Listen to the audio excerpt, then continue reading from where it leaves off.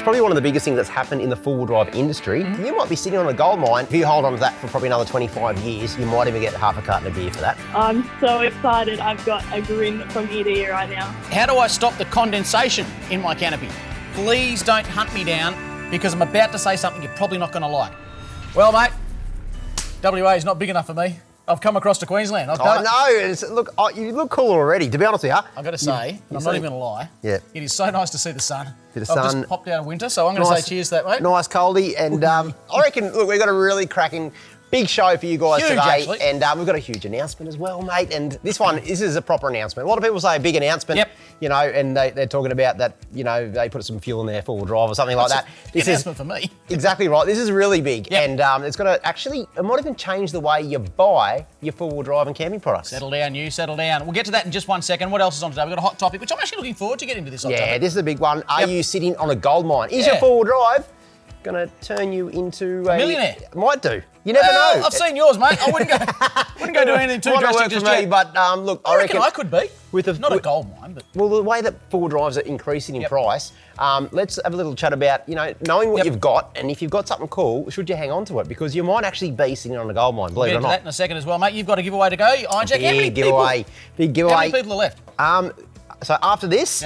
There's going to be 2 more, so your last chance to win a trip so I'm the last with Iron Jack. I'm the last one. The letter's in the mail, mate. There's no doubt about that. I'll keep checking it. Rightio, mate. I think we should just get straight into what the big news is because everyone out there is frothing to know what we're talking about. So I'm going to let you do them. Well, mate, this is very, very exciting news. I'm absolutely frothing on this one. We have launched a website, fourwheeldrive247.com. It's really easy to remember. The whole premise behind this website is, I guess, we've been doing this game a long time, mate. We've been out in the bush testing products a hell of a lot, and we thought, heck, let's develop a website whereby people can get the inside scoop on some of the gear that we use. So that's exactly what we've done. You'll go on to fourwheeldrive247.com right now, and you're going to see a bunch of really cool deals that you won't see prices like this anywhere else. No, that's for sure. And I think because of that, this is one thing I want to make pretty clear to people, but these deals won't last, mate. No, that's exactly right. And the other cool thing as well is, unlike a lot of other online retail and stuff who will, you know, make a big song and dance about a deal. They might only have 10 in stock or something like that. A lot of people will get put on a waiting list, so they hand over their hard-earned, and they won't get their gear for maybe, you know, 3-4 weeks later. All the gear that is on the website, we currently have in stock, ready to be shipped out. So there might only be 100 of a certain deal. That's going to go just like that. So especially at those prices, mate.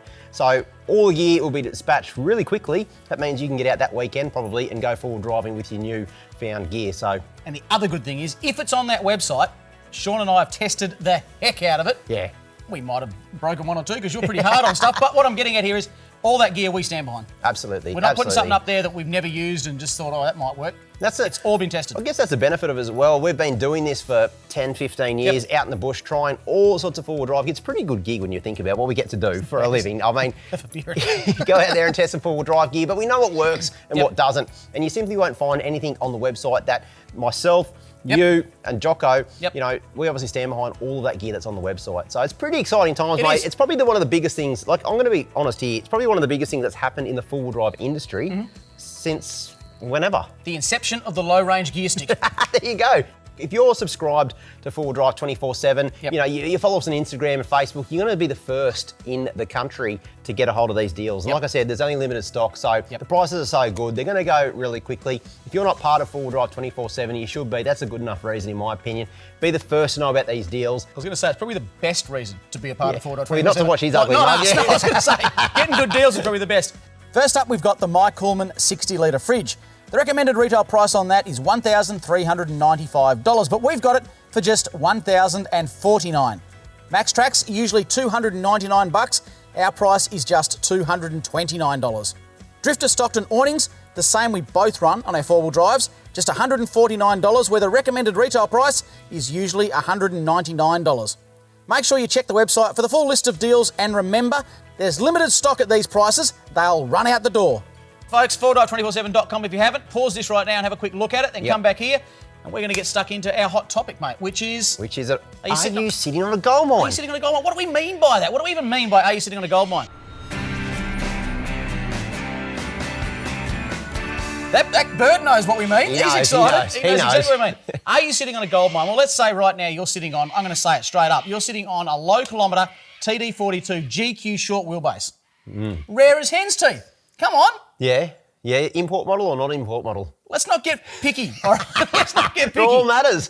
Well, it does, actually. It does. But it does all matter. I think the point we're really trying to make as well is you've seen this happen in like the muscle car 100%. sort of space where Tiranas, Ford Falcons, things that were worth like $3,000 to buy, from brand new are now worth, $500,000 and stuff like that. Some of the prices have gone through the roof. Absolutely eye-watering stuff. And everyone always has that thing where, I should have held on to that old Tirana, that old XU1 that I had sitting in the shed. Oh, don't. I swapped it for and I had to put another $5,000 in to buy that Commodore that was the next model up.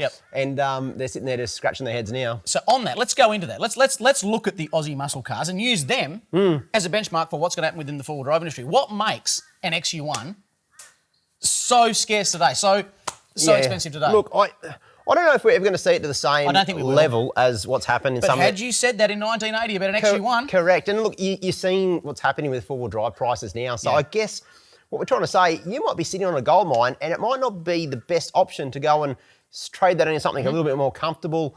Maybe stick with your old jigger because that actually might be worth a heck of a lot one day. That's what we're getting at here. Do you put a blanket over it and put it in the shed, go and buy something else and just leave that there with the idea that maybe it's going to go up 5, 10, 20, 30, $50,000. Who knows? Wow. And we've already seen that, mate. Look, one example, which this is probably on everyone's lips right now, is I reckon one of the most collectible four-wheel drives right now in the market is a HJ47. Not just saying that because I've got one. No, you're right. But they are.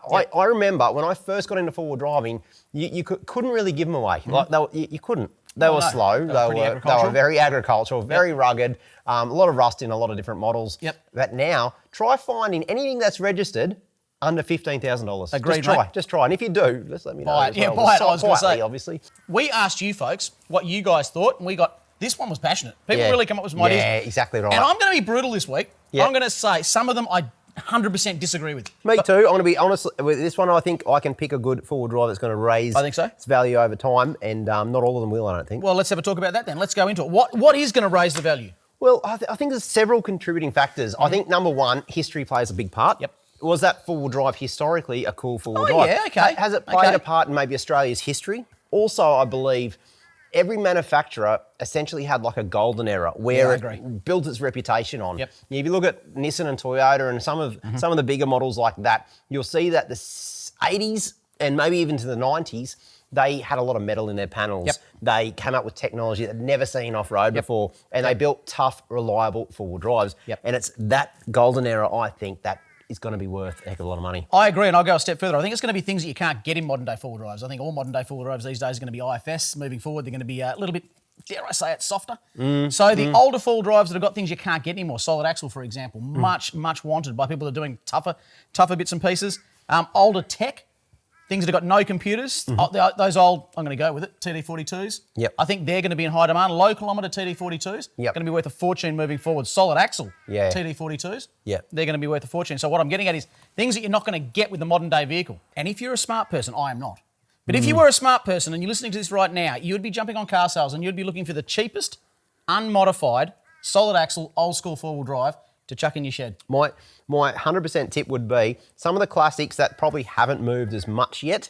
I say as much because they're already starting to go like this, but they're not going to stop there. I reckon you get yourself a nice GQ that is immaculate. Jesse Gleason's got most of them though. Yeah, he's got all his have been to Glass House 300 times or more. So yeah, don't buy a second-hand GQ of Jesse.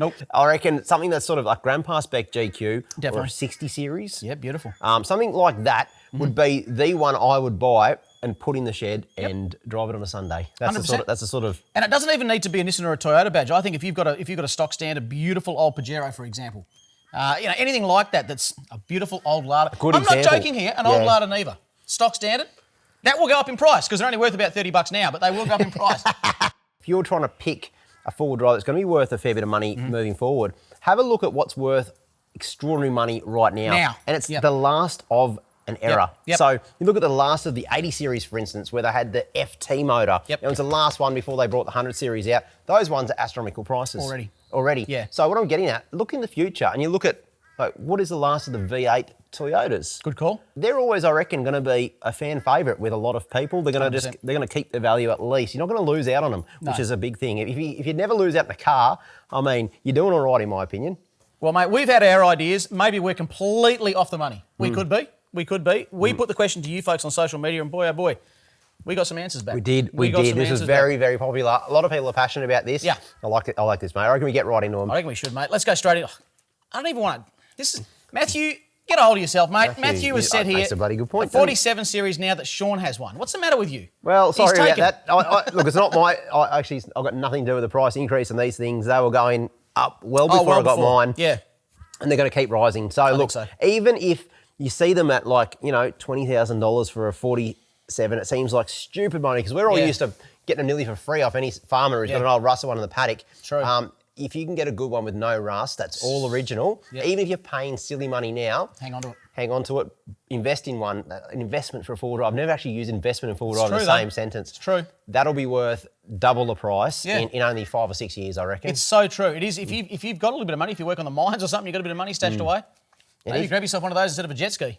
Oh, totally. I'm not saying all people that work on the mines buy jet skis, but just stop buying flat brim mother hats and get yourself a proper 47 series. Are you going up there in Port Edmonds for Arthur? Hey, Mitch. How are you, mate? Yeah, Mitch, yeah. Righto, mate. We've got Luke here. Now, he's actually made a good point. D-Max is already known for reliability, the Double J motors, but with the new model, which I can say is an absolute cracker, should be well appreciated.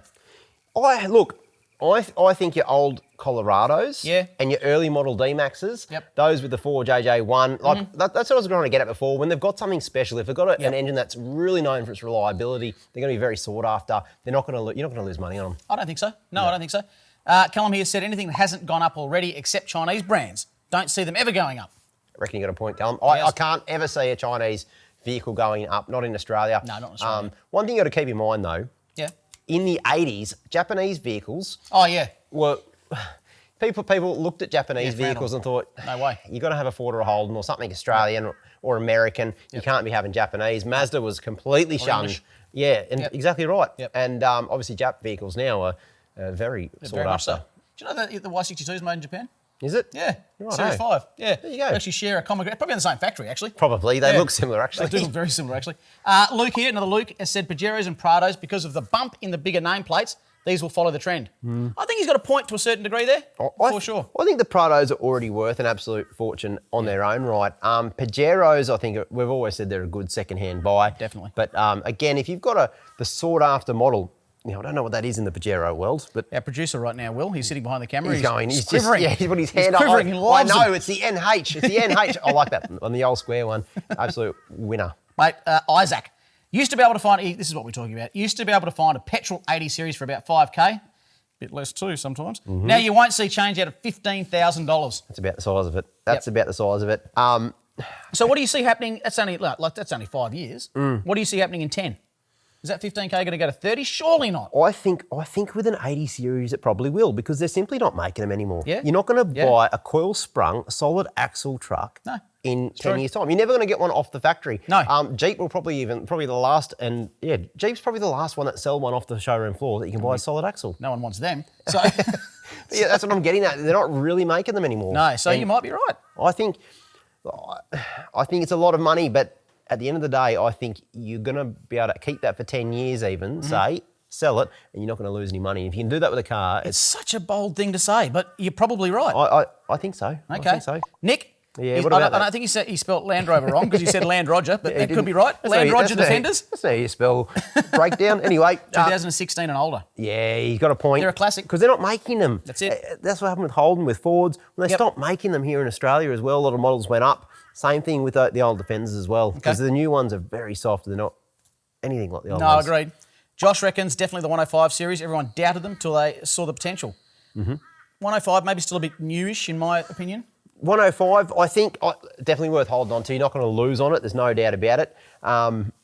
I wish Toyota got it right with the engine and solid axle configuration off the showroom floor. I reckon that would see those things probably the most popular vehicles in Australia if they got the FTE and a solid axle. Sure. A lot of people sent photos in, and some of these this one here. Look at this. Tim has sent this one here. 86 MK Patrol short wheelbase, turbo EFI, the petrol model. I actually learnt to drive in the MQ, which is a diesel. Yeah. Didn't look anything like that. Yeah, and right. It was nearly new. That is. If that was the MQ, that is what I'm talking about. Turbo EFI. Yeah. So he's modified. He's modified that one a bit. Yes. And but it's obviously immaculate. Look at it. It's got very tasteful mods done to it. That's what we're talking about. Don't drive that. Bring that to Yelling Up Western Australia. I've got a large shed. I can store it for you. No, I won't store it No, for him. it's a beautiful thing. What about this one here, mate? Brendan. Here we go. He's got. This is the one, in my opinion. He's got a 97 40th anniversary. Definitely would hold its value. The fact it's a 1FZ turbo, still going to be worth a fair bit of money. You've turbo to petrol. The diesel model right now. That's what I was saying about the last one. You'd be able to buy it. That would cost $50,000. You'd buy that second hand, and it would have 400,000 kilometres on the motor. That's ridiculous. It really is actually in that case. I think that ship has sailed. I really think. We've seen it hit the ceiling. Now, look at that thing. That thing is gorgeous. 1955 Series 1 Land Rover Nissan TD 27 powered, third generation. My grandfathers, dad and brother and sisters all learnt to drive in it. A bit of sentimental stuff there. He learnt to drive in it.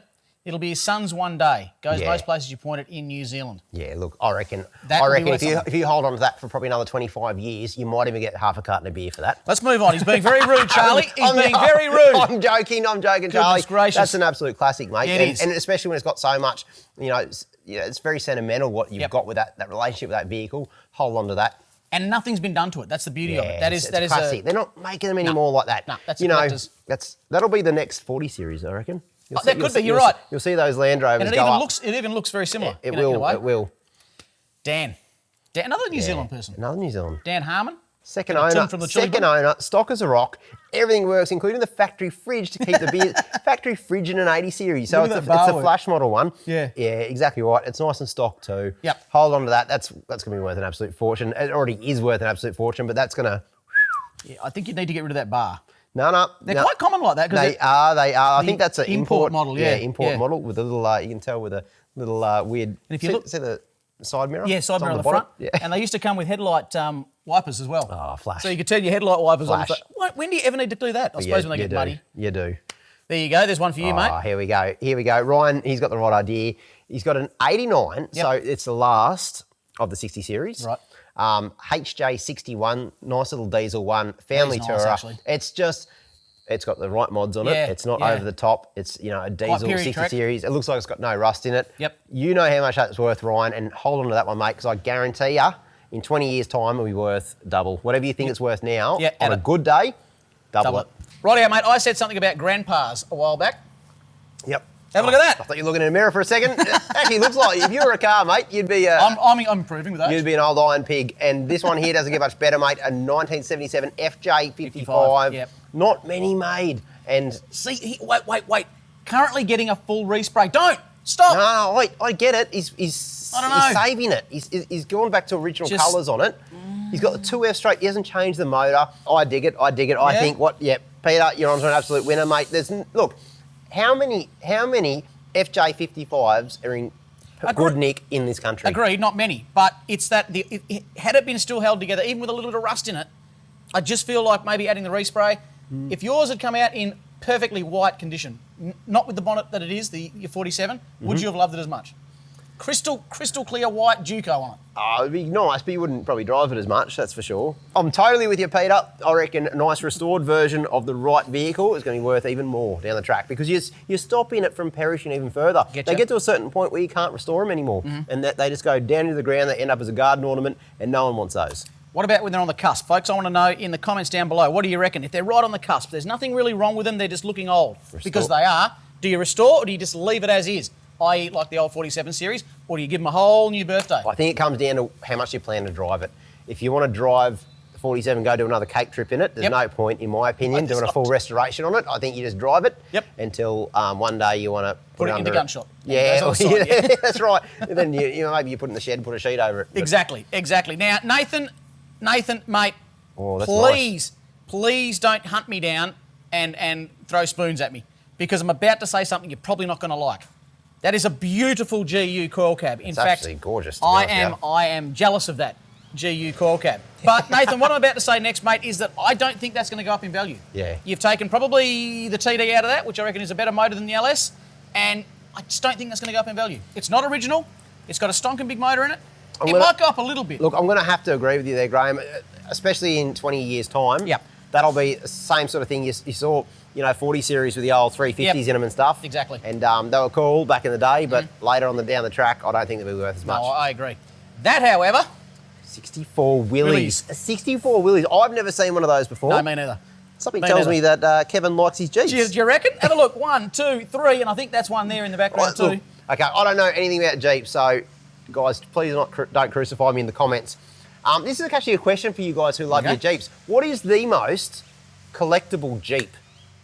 I've always wanted a CJ7.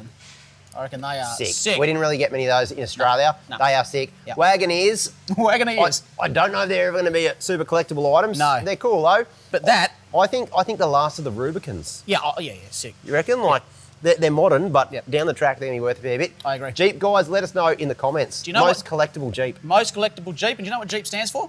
Just empty every pocket. Jake, that's what I'm talking about. Oh, wow. 180,000 original Ks on a TI GQ. It looks it's straight. TI's top of the range, Top of the range, Yep. and it's an absolute smick. Jesse Gleason right now is licking his lips. Hey, you know, I had to chat to Jesse just recently. Yeah, yep. Now, I said to him, he owes it to Yes. himself to Yes. buy a grandpa spec GQ and keep put it in the shed and not take it up Big Red like 20,000 That's his times. problem, mate. He will. That's his problem. He'll do that straight away. Jake, put that in the shed. You're halfway out the driveway. Go back in the other way. That's gorgeous. Park her up. I would own something like that. That's too much car for you, mate. That is way too much car for you. Righto, mate. Jake's got a beautiful 79 series here. He reckons the Sandy Torp adds value. I'm not going to say it. What do you reckon? Look, I think it does, Jake. I think, look, despite what Graham might have some preconceived ideas about 79s, you know, jealousy's a curse, mate. I know that. I think you'll never lose on a good 79 if you keep that thing sort of unmolested with some tasteful mods on it. And, you don't thong slap the absolute heck out of it. I reckon you're definitely going to get your money back, but you're probably going to make money out of that if you keep it for a while. I'd say you lost the day you drove it off the factory floor, but anyway. No, I reckon not. Not with today's market and not with... Yeah, you're probably right. This is a solid axle V8 ute. Now, they're simply not going to make those anymore. No, they're not. There'll come a day when they're going to stop making the 79s, especially if it's pre-DPF. Yep. I think it'd be worth a fortune. Don't think it'll double in value, but it'll definitely go up in value. Now, look, folks, we want to hear your comments on the topic that we've talked about today in the comments down below. Have we got it? Have we nailed it? Have we got it completely wrong? Or have we missed out on a vehicle I reckon we would altogether? have missed out on a few. Yeah, I agree. There'll be a fair few vehicles out there that some little hidden gems that you could probably buy cheap now. Yep. That'll go up astronomically. I'd like to know because what am I saying? I haven't got any money to invest, but I'd like to know just for so I can keep an eye on them. Who knows? Exactly. And we're going to give to the comments we think are the best, those that are going to make us the most amount of money when we invest in them. We're going to give a Iron Jack merch pack, mate. Yeah, sounds good, mate. Sounds good. That's a great prize, mate. Speaking of Iron Jack, and you get excited every time I mention this, and for good reason too. Yep. Ultimate Getaway, mate. Yes. The Iron Jack Ultimate Getaway. We've already given away a fair few seats on this. This is my ultimate bucket list destination where I'm going to be taking some very lucky people away on a trip of a lifetime. Simple as that, mate. You always angle see how you can get on that trip. Yes, I do. Well, you're not allowed to enter, mate, but everyone else is. And I think this is the best competition in history because you can't enter, but you guys can. Sucks. I might gate crash it. And, mate, look, you've got to be in it to win it. You do. Just like this person here, we have a winner, Yes. a new winner, mate, and I want to get them on the line right now Yep. and break the good news. Righto, and we have Amy on the line. Amy, are you there? Yeah, I am. There you go. Well, I hope you're sitting down, Amy, because we have some great news to share with you. I'm definitely sitting down. Amy, I just want to let you know that you have won a trip on the Iron Jack Ultimate Getaway.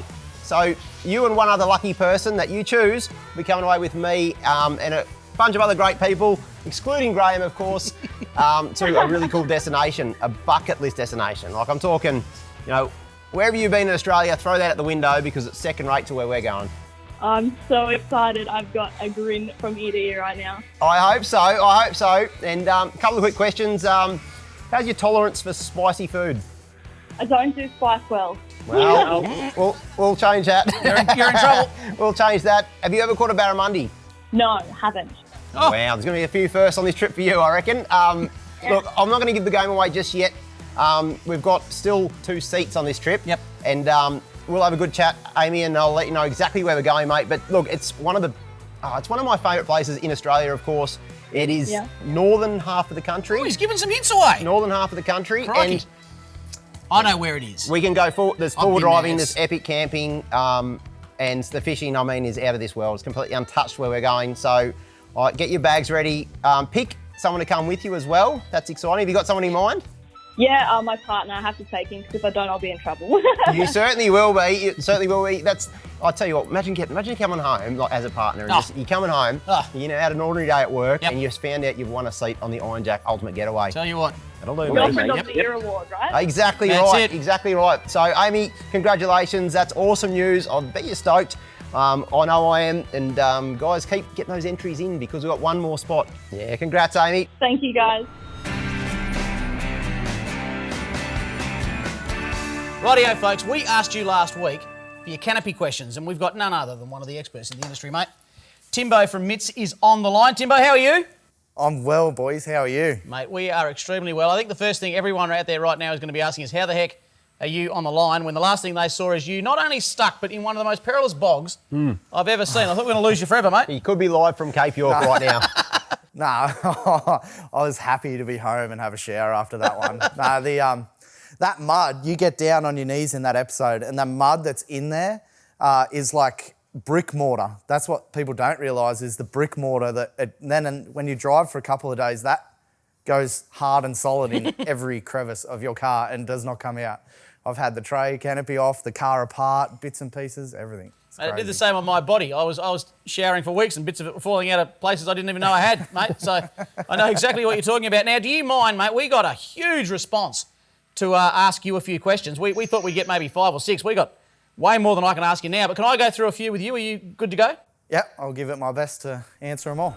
Rightio, Timbo, I'm throwing you straight in the deep end, mate. You have not seen any of these questions, is that correct? Nah, I am ready.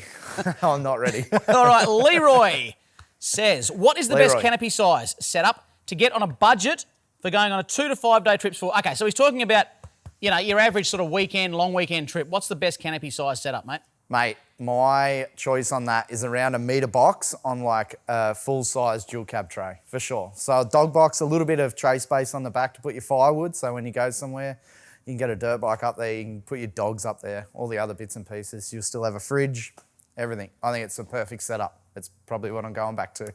Interesting you should say that, mate, because the next question comes from Alex5 Wilson.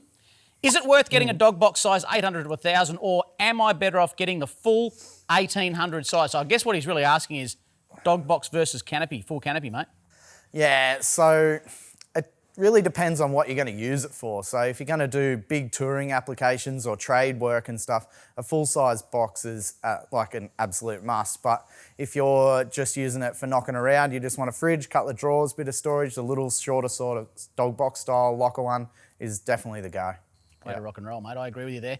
Blake Mott wants to know, this is a bit fancy, is insulation worth it?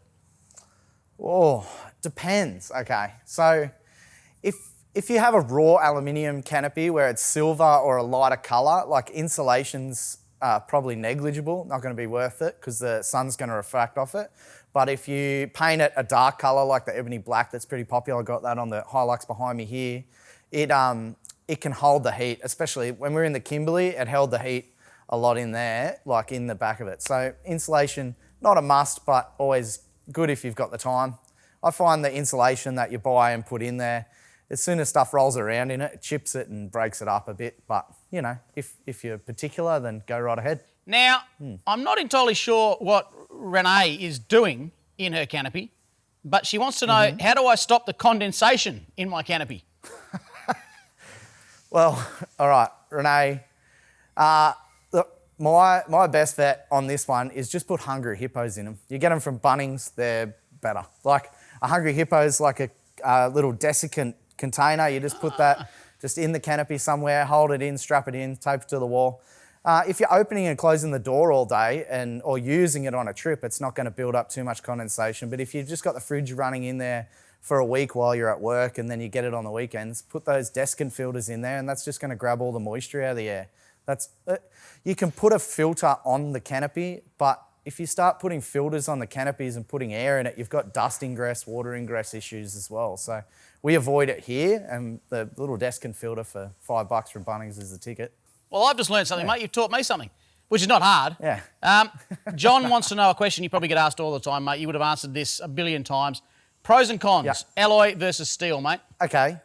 I'll go steel, right? Steel is a bit heavier, but you get much more structural strength out of steel. But you also get rust. So if you don't paint it properly or the paint chips or anything like that, you're going to end up with rust. So and that's going to rust out your tray, your canopy, all the bits and pieces to go with it.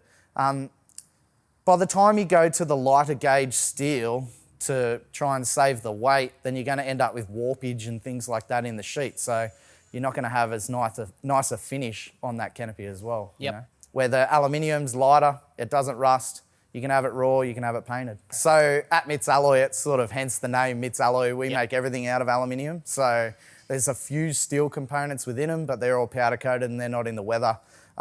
We use the right grades of material. We use testing and real life testing as well. So yeah, alloy's the ticket, I reckon. You can't go wrong. Couldn't agree with you more, mate. Bri wants to know, how do you make them dust and waterproof, mate? So we basically put really good plush automotive seals on them.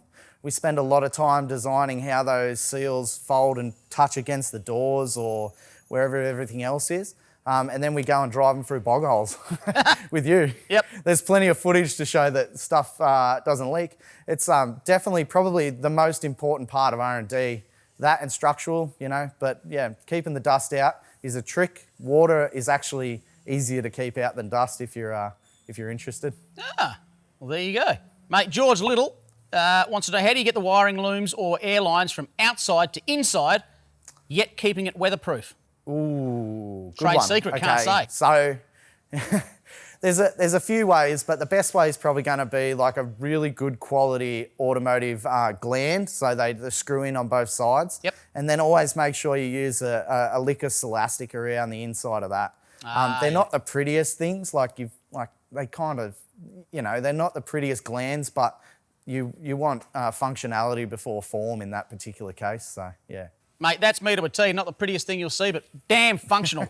Now, Alex Hill wants to know, does too much overhang over the rear axle put stress on the chassis? Yes, every time. Yeah, shorter's better.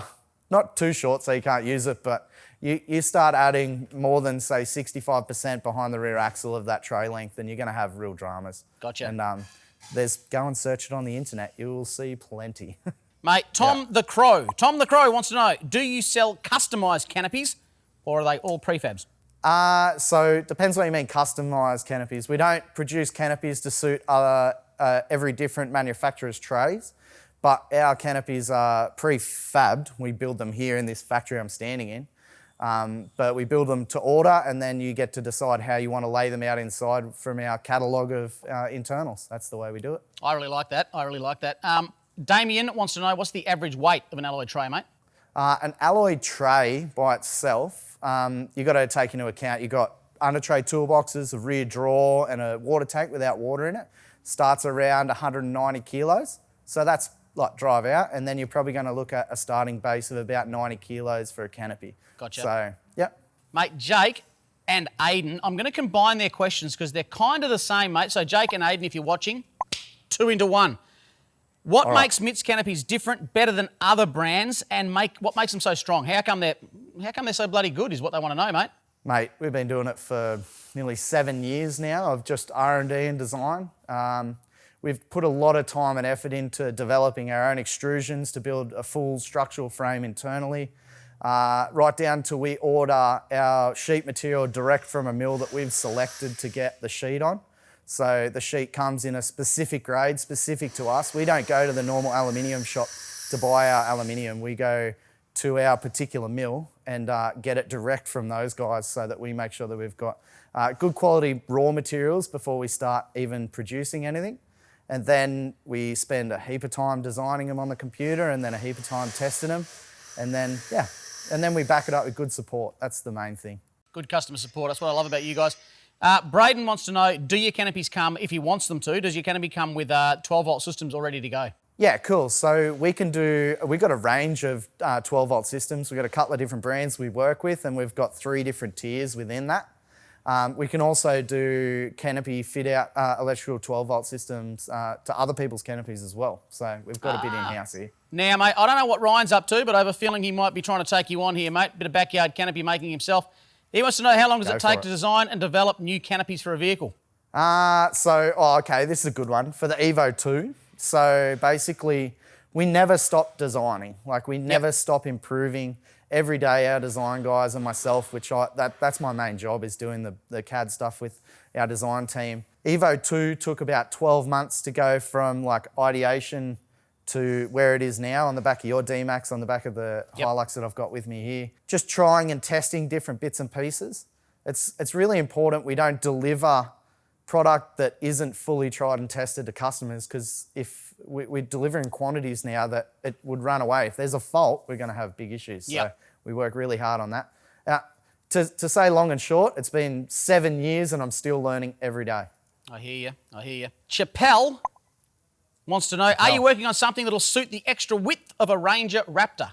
Ooh, we haven't got anything in our range yet. There's close. So the Ranger Raptor's a funny one. It's kind of like the Amaroks. They're much wider than all of the standard dual cabs, but they're narrower than, say, a 200 series or a 200 chop or a Y62 chop or an American truck. So in the middle, you can do a tray on a Ranger Raptor. You just need big flary guards. So they look pretty wild, but yeah, you can do it. Can be done, Chappelle. Can be done. Now, last one here, mate. Actually, it's the second last one because I've got to ask you a question myself as well. Jess wants to know, she must be putting kayaks and things up there. She wants to know, what are the roofs rated to? How much weight can go up on top, mate?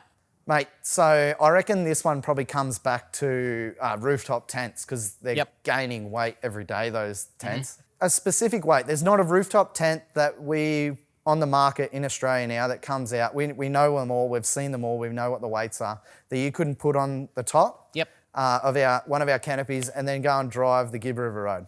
Like we're going to warrant that. As far as like 600 kilos, I wouldn't go and put 600 kilos of weight on my rooftop, on the roof of my canopy and drive the Gibb. No. But 150 to 200 kilos, you've got no dramas. And if you do, we've got a lifetime warranty, so we'll look after you. That'll cater for just about anything. Now, mate, I've got a question here from a friend of mine. He wants to know, Y62, chopped Y62 Patrol, mate, ever put a canopy on the back of one? Oh, I have not. I hear there's this like rough bloke that's doing one, and yeah. Have to talk. I'd be keen to have a look at it. I'd be keen to have a look at it. I don't know. It's still a Nissan. Yeah, so. That's what I mean, mate. So have you ever put a canopy on something so good before? No, we haven't. And Jacko, you know Jacko. Jacko's got a Y62 and he's heard about this chop, and now, it's all happening, is it? And the pestering. Yes. Oh, I'm going to chop this, I'm going to do that, I want to do this. I'm like, why? He's a good bloke, mate. He's a good bloke. Hey, mate, that's as many as... There were so many more, mate. We can't get through them. But what we've done there is try and take a bit of a cross sample, and I think you've nailed that, mate. You've answered a lot of great questions there. What are you up to this afternoon, mate? Couple of quiet beers? Couple of quiet beers at home, mate. We are in New South Wales, so struggling through this never-ending lockdown. But I'm hoping in my LGA is a beautiful state forest with motorcycle tracks. So I am going to go and do some exercising in the woods tomorrow. Good on you, mate. I hope you enjoy that, and I just hope these damn lockdowns finish as soon as possible, because we're overdue for a beer, mate. That's for sure. I'm looking forward to catching up again. Good on you, bro. Call you soon. Cheers.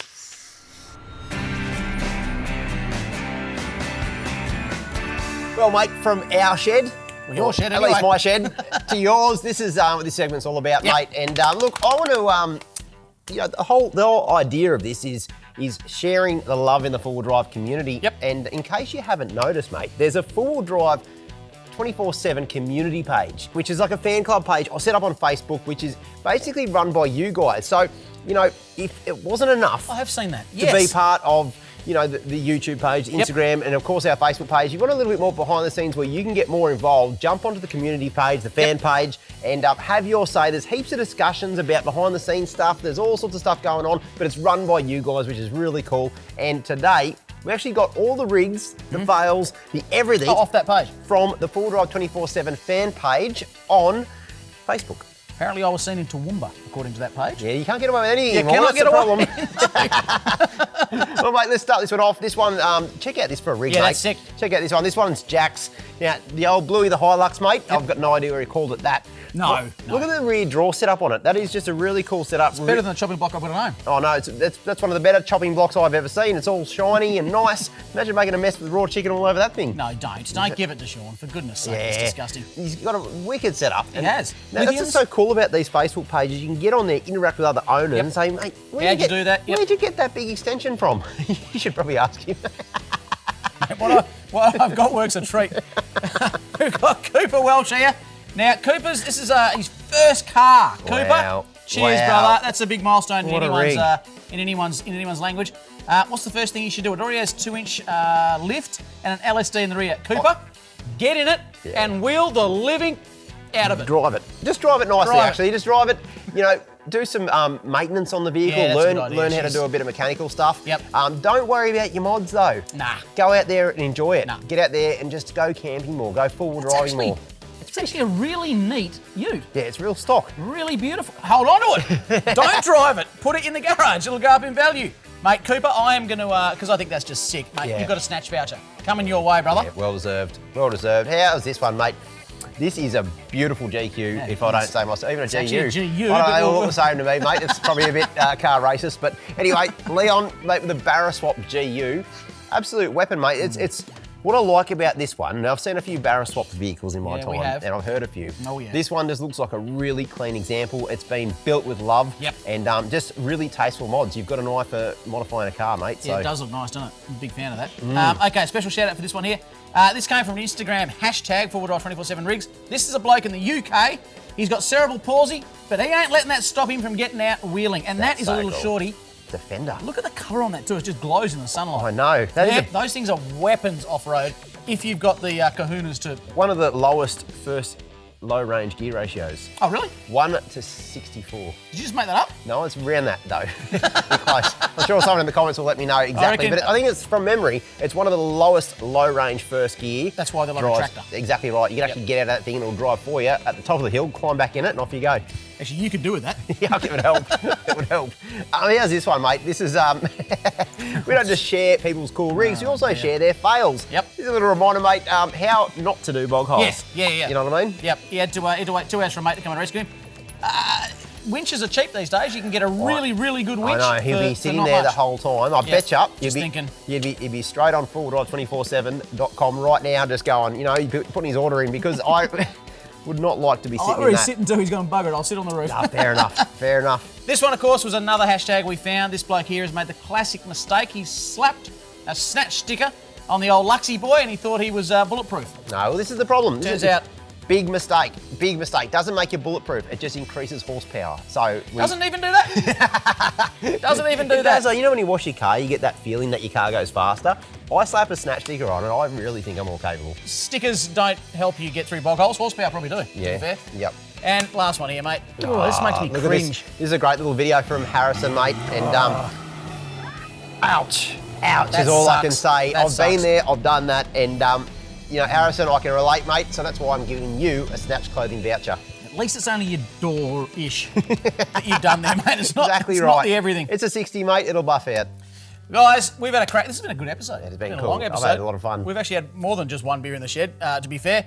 Folks, we'd really love you guys to keep in touch with us. Of course, like, share, follow, all that stuff you got to do on social media. I'm getting old. I don't even know how it all works these days. But keep in touch with us because forwarddrive247.com is where it's all at. It's absolutely right. Just jump on there, have a look. You'll Yep. see some great deals if there's any left. I mean, Yep. these things do go really quick, Yep. but there's some cracking deals. You're not going to find those prices anywhere. So check it out, and we'll be adding new deals to the website as well. So what you see now, I mean, this is just a start. So get excited, guys. Get involved, and I think we're super excited about this. It's going to be the #1 website for Go four-wheel team. drive gear and camping gear in Australia. Can you get a staff discount? Not for you, mate. Wait, I can't You've go on the gotta trips. I earn- can't you've get a staff gotta- discount. I'm going to lose it. Of course you can, mate.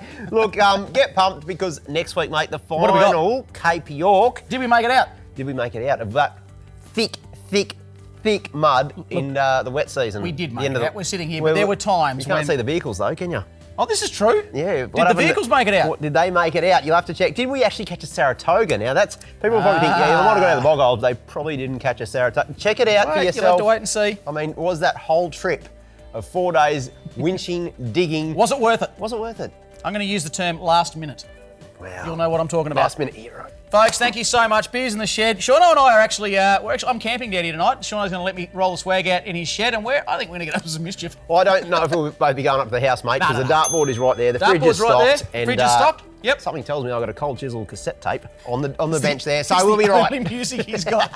Folks, thank you very much for tuning in. Another Beers in the Shed. Catch you next week. Cheers, mate. Cheers.